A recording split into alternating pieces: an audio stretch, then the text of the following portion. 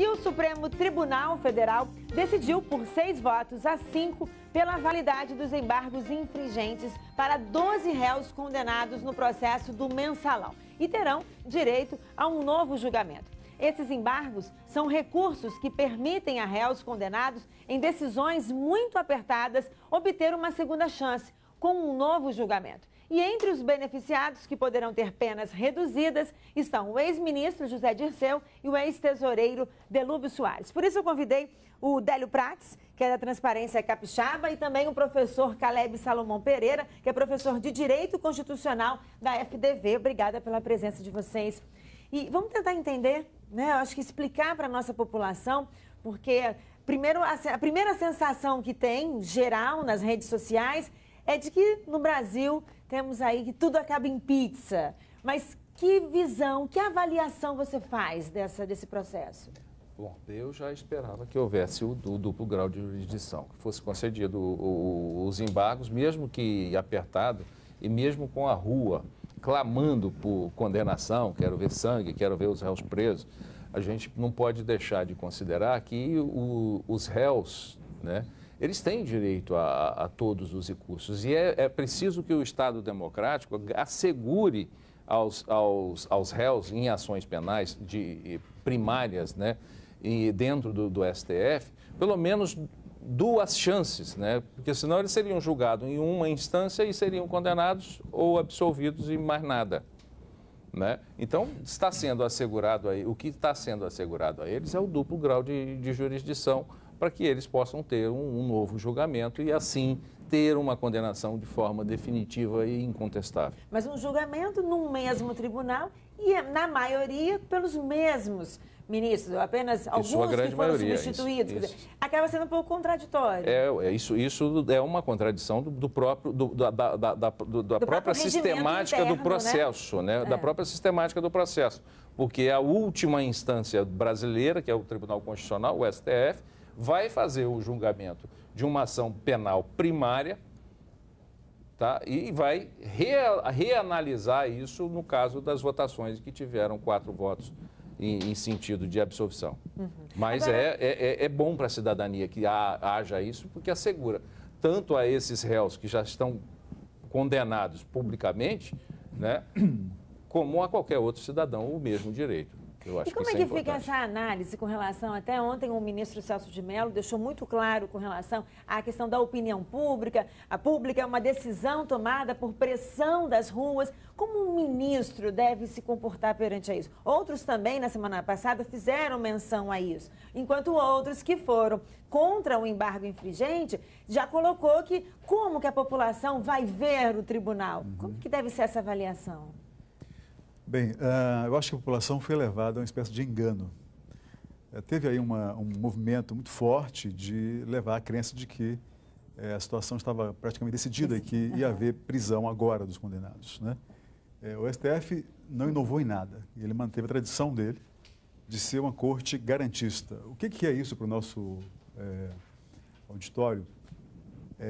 Ser uma corte garantista. É uma corte que garante direitos fundamentais, e a liberdade, nesse caso, é o principal a ser preservado, com a ideia de que eu não posso atropelar o regime processual legal para garantir a punição que a população está pedindo. Entendi. Isso seria, inclusive, um retrocesso no Brasil em termos de história.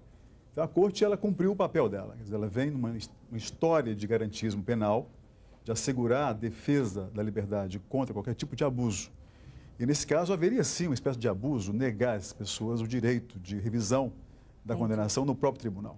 Isso não significa, Thaís, impunidade. Ao contrário. O voto mais duro contra essas pessoas foi feito por Celso de Mello, quando julgou a ação penal. Né? Agora, o fato de ele aceitar os embargos não quer dizer impunidade. Quer dizer apenas, como o Délio lembrou, essa garantia de uma reavaliação das razões da condenação.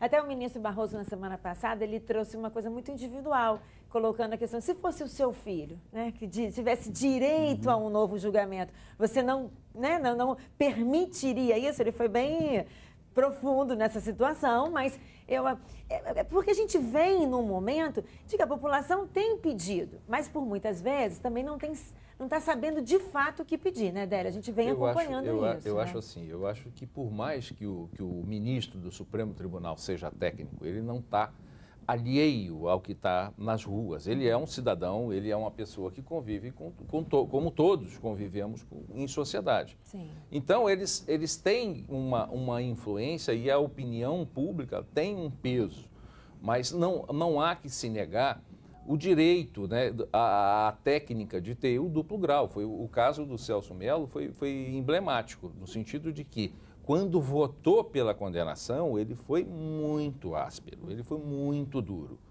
Mas ele não nega aos réus o direito a ter uma nova análise.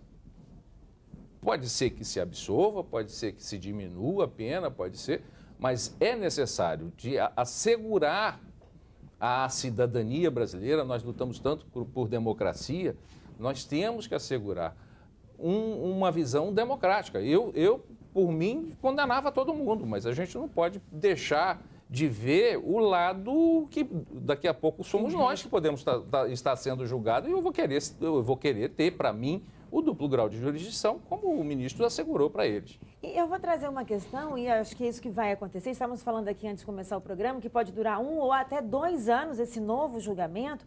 É a lentidão da nossa justiça. Isso para esse caso, né, que é um caso de repercussão nacional, mas casos do nosso dia a dia que demoram-se a ser julgados. Quer dizer, a gente não consegue pensar como avançar para ser mais rápidos esses julgamentos? Thaís, a população que nos assiste, ela é sábia e sabe que, às vezes, na história, a virtude acaba servindo ao vício, né? Nesse caso, a virtude é essa postura da Corte garantista de proteger direitos fundamentais. É uma virtude que vai agora, de alguma forma, servir ao vício, ao desvio. Possivelmente, as pessoas que estão hoje sendo condenadas, elas vão tirar daí algum proveito, né? A prescrição está descartada, acho eu, porque as penas grandes só vão iniciar essa fase de prescrição em 2020, 2021. Até lá, a ação vai ser julgada. Mas você tem aí como rever a condenação em alguns crimes, como, por exemplo, quadrilha. Você tem como ver também a possibilidade de redução da própria pena máxima, o que vai gerar algum benefício. Então, no tempo, eu acho que os condenados pelo STF vão ser beneficiados. E agora a gente vai aguardar, porque, né, um novo relator já foi escolhido ontem, que foi o ministro Luiz Fux, né, pelo sistema eletrônico do STF, né? E que parece também que ele também aliado ao Joaquim Barbosa, né, o antigo relator desse processo. Então a gente acredita que isso não vão ter muitas mudanças, mas dependendo do tempo que for esse novo julgamento, né, o que for entrar com esses pedidos de recursos. É assegurado a eles, e hoje com a eletrônica todos já têm o processo inteiro à disposição. Então, se houver disposição política dos ministros de fazer o julgamento célere, ele é possível, sim, com certeza. Eu acho que eu tenho esperança de que mais um ano esse processo esteja todo julgado, desde que, aí vai meu lado de militante da ONG Transparência Capixaba, de que a pressão não diminua. Eu acho que a pressão tem que permanecer, porque é saudável e é democrática. Buscando a informação, claro, principalmente. Claro. Eu quero agradecer a presença de vocês. Obrigada, Délia, por ter vindo, professor. Muito obrigada por ter vindo. Fica um espaço aberto para a gente conversar, continuar conversando e levando informação para o nosso telespectador. Estamos à disposição.